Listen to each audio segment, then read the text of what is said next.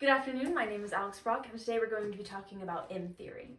So M theory is the leading theory in physics that unifies all 5 of the superstring theories, and it's the most current theory of quantum gravity. So just for reference, string theory is that all matter is made up of vibrating strings, each with its own frequency, rather than point-like particles like we've assumed so far.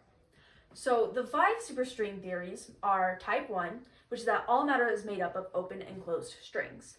Type IIA, which is that all matter is made up of open and closed strings. The closed strings may move freely, however, the open strings must stay attached to d branes, and the massless fermions may spin both directions.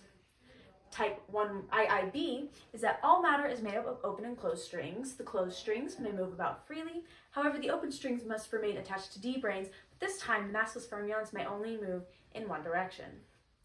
There's type SO32 heterotic, which is that all matter is made up of open and closed strings, and right-moving strings differ from left-moving strings. Also, the group symmetry of this is equal to SO32, hence the name. The last theory is E subscript 8 times E subscript 8 heterotic, which is that all matter is made up of closed strings, and right-moving strings differ from left-moving strings, but this time the group symmetry is again equal to the name, E subscript 8 times E subscript 8. Now, the unfamiliar terms in the past theory explanations are D-brane, which is Dirichlet branes, which are extended objects that open strings can end on. That's their purpose. Massless fermions, which are particles that make up subatomic particles, such as protons, neutrons, and electrons. And group symmetry is the group of all transformations under a geometric object.